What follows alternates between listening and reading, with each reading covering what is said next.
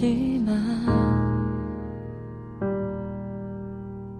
내 사랑이 내 백성을 포기 못하니 내 모든 것 내어주고 나 그들을 얻으리라. 여호와께 돌아가자. 우린 돌아서도 그는 변치 않네. 여호와께 돌아가자. 우린 넘어져도 그 사랑 영원하네.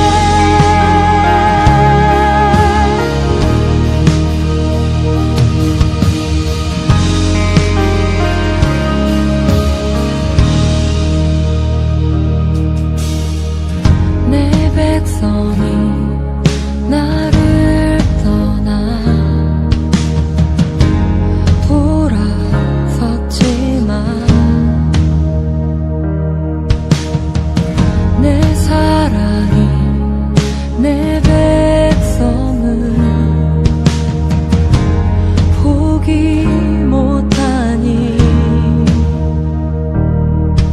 내 모든 것 내어주고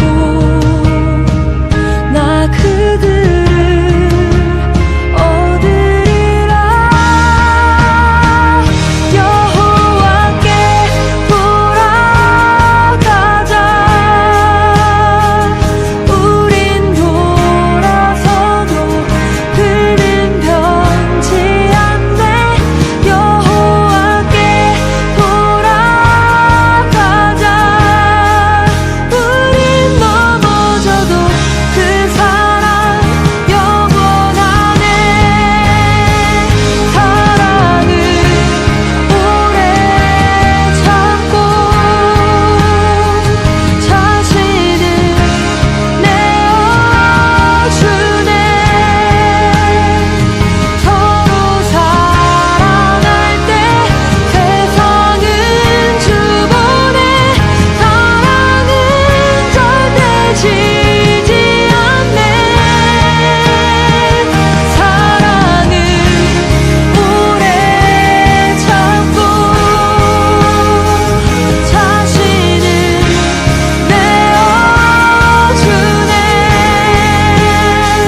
서로 사랑할 때 세상은 주보네. 사랑은 절대 지지 않네. 여호와께 돌아가자. 우린 돌아서도 그는 변치 않네. 여호와께 돌아가자. 우린 넘어져도 그 사랑 영원하네. 여호와께 돌아가자. 우린 돌아서도 그는 변치 않네. 여호와께 돌아가자. 우린 넘어져도 그 사랑 영원하네.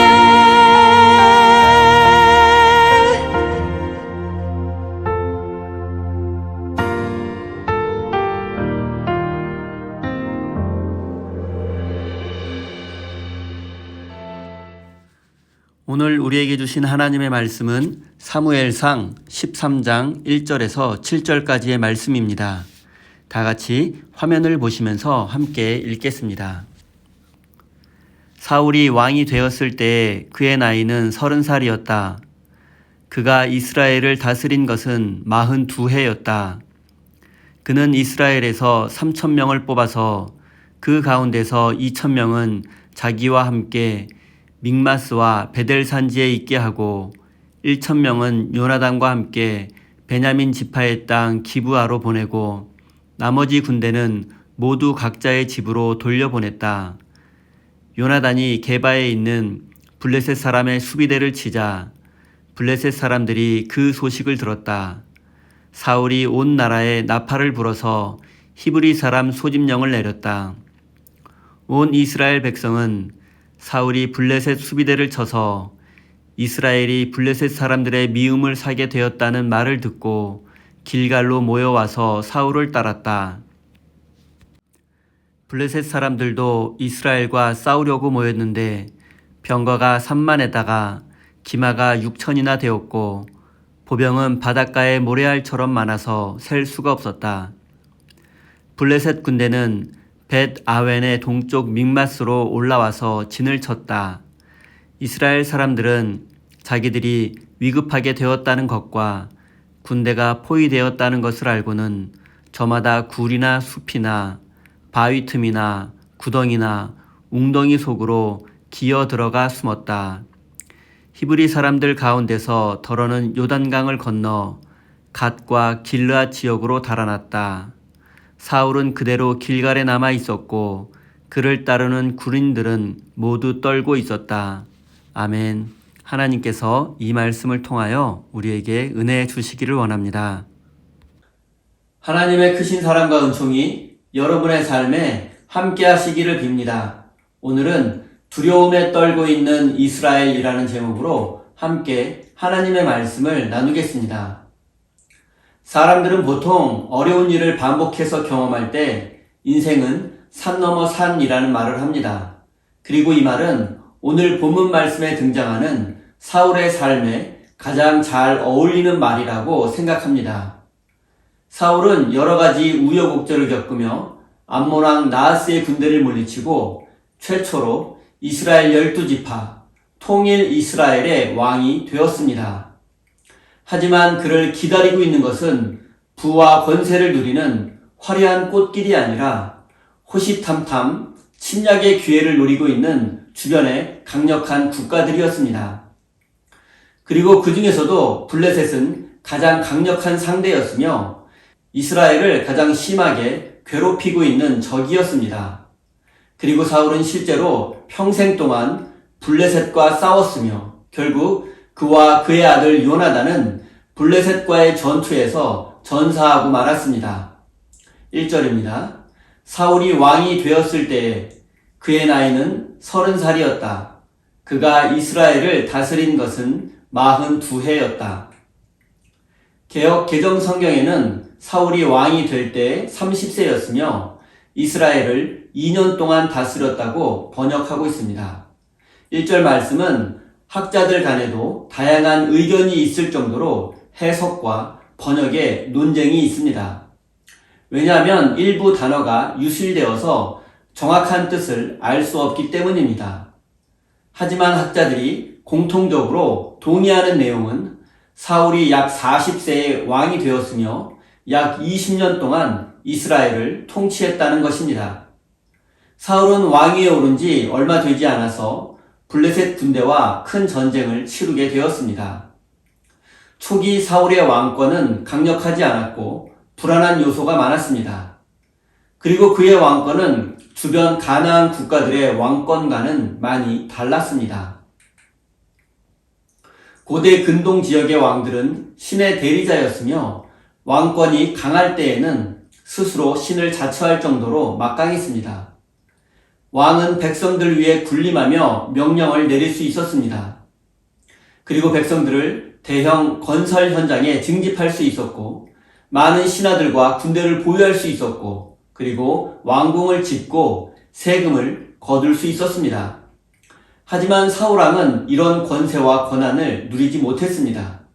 그는 왕이 되었지만 왕궁과 신하도 아직 없었고 세금도 거둘 수 없었습니다. 그는 제한적인 권한을 누릴 수밖에 없었습니다. 그리고 그의 가장 큰 역할은 블레셋의 침략으로부터 이스라엘을 지키는 군사 지도자였습니다. 왕이 된 사울은 그를 따르는 사람들을 중심으로 약 3,000명의 군사를 모집할 수 있었습니다. 이들은 농사와 목축을 하는 일반 백성이 아니라 일종의 상비군, 직업 군인이라고 할 수 있습니다. 그리고 이 3,000명의 군사 중에서 2,000명은 사울과 함께 이스라엘 북쪽 국경 지대를 지키고 있었고, 사울의 아들 요나단은 1,000명의 군사를 이끌고 사울 왕의 본거지이며 자신의 집 근처인 기브아 지역을 지키고 있었습니다. 사울 왕의 집 근처까지 블레셋 군대가 있었다는 사실은 당시 이스라엘이 군사적으로 매우 약했으며 아직 사울 왕의 왕권이 확립되지 않았음을 보여주고 있습니다. 그리고 사울은 약 3,000명의 적은 군사로 블레셋의 침입을 막고 있는 상황이었습니다. 사울과 이스라엘의 상황은 이렇게 좋지 않았지만 이 현실을 극복하기 위해서 군사 작전을 먼저 실행한 사람은 놀랍게도 사울의 아들 요나단이었습니다. 그는 젊은 나이에 뛰어난 군사 지휘관으로서의 모습을 보여주었고 용감하게 블레셋 군대를 향해 선제 공격을 감행했습니다. 요나단은 자신에게 주어진 1,000명의 군사를 이끌고 사울왕의 고향 근처에 진을 치고 있는 블레셋 군대와 싸워서 승리를 거두었습니다. 이것이 요나단의 독자적인 군사 행동이었는지 아니면 아버지 사울왕의 명령이었는지는 정확히 알 수 없습니다. 하지만 블레셋을 향한 선제 공격이 블레셋과의 전면전으로 확대될 것이라는 것 정도는 알고 있었을 것입니다. 실제로 요나단의 선제 공격은 이스라엘과 블레셋과의 전면전으로 확대되었습니다. 이스라엘의 선제 공격을 빌미로 블레셋은 대규모 군사를 일으켜 대대적인 침공을 준비했습니다. 블레셋의 군대는 엄청났습니다. 전차가 3만 대, 기병이 6,000명, 보병은 바닷가의 모래알처럼 많아서 셀 수 없을 정도였다고 합니다. 이렇게 엄청난 블레셋의 대군이 국경을 넘어 이스라엘을 침략해오고 있는 상황입니다. 그리고 이때 사울은 나팔을 불어 이스라엘 군대를 소집했습니다. 전쟁의 시작을 알리며 12지파의 모든 군대를 동원한 것입니다. 얼마나 많은 군사가 모였는지 자세히는 알 수 없지만 처음에는 상당한 군사가 모여들었습니다. 하지만 얼마 지나지 않아서 이스라엘 군대는 두려움에 빠지고 절망하게 되었습니다. 왜냐하면 지금 이 상황과 현실을 올바로 파악했기 때문입니다. 지금 이스라엘 군대는 블레셋 군대에 의해서 완전히 포위된 상태입니다. 더군다나 블레셋 군대는 당시로서 최첨단 무기이며 현대의 탱크 역할을 했던 전차 군단과 기병이 있었습니다.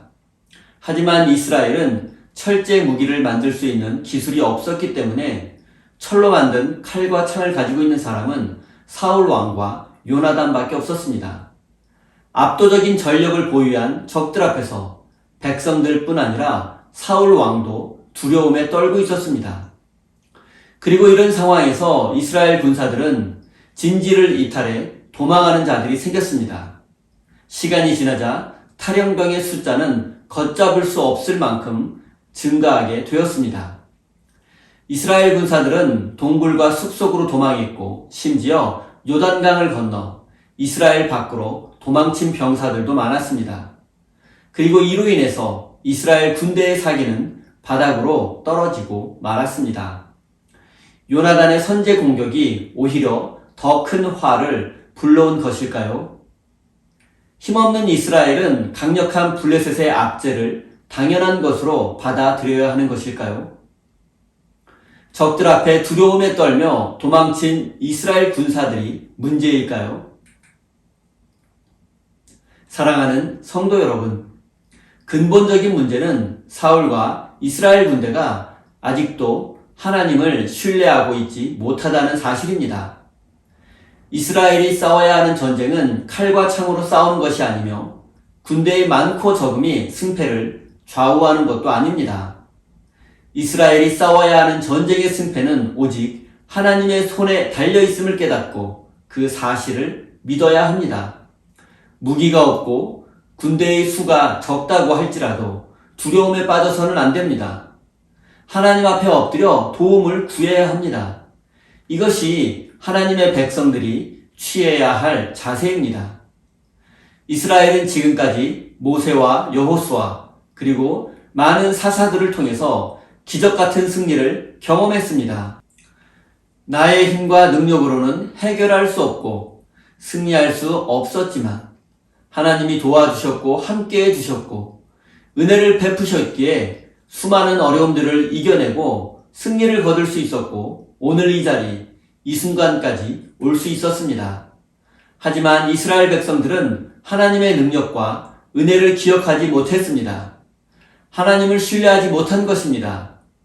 세상의 문제가 너무 커 보였고 블레셋 군대가 너무 강력해서 도저히 이길 수 없을 것 같았습니다. 그래서 두려움에 빠지고 도망치고 말았습니다. 하지만 하나님은 세상의 그 어떤 문제보다 더 크신 분이고 블레셋 군대를 한순간에 무너뜨릴 수 있는 분이십니다. 그런 하나님을 믿고 신뢰한다면 두려움에 빠지지 않을 것이고 도망치지도 않았을 것입니다. 사랑하는 성도 여러분, 태양이 구름에 가려 보이지 않는다 할지라도 태양은 그 구름 너머에 존재하듯이 우리 인생을 가로막고 있는 고난과 고통의 현실 너머에 하나님의 사랑과 은혜가 있음을 기억하시기 바랍니다. 사랑하는 우리 세인교회 성도 여러분, 하나님을 잊어버린다면, 하나님을 신뢰하지 못한다면 우리 인생은 두려움과 절망 속에 빠져들고 결국 인생의 실패자가 되고 말 것입니다. 하지만 하나님을 신뢰하고 의지하는 자들은 마침내 승리자가 되고 하나님의 구원을 누리게 될 것입니다. 하나님을 신뢰하고 의지하는 참된 믿음의 사람이 되어서 두려움을 이겨내고 인생의 승리자가 되고 구원의 은혜를 누리시는 축복의 사람이 되시기를 예수님의 이름으로 축원드립니다. 우리 다 함께 주신 말씀 가슴에 새기며 기도의 자리로 나아가겠습니다.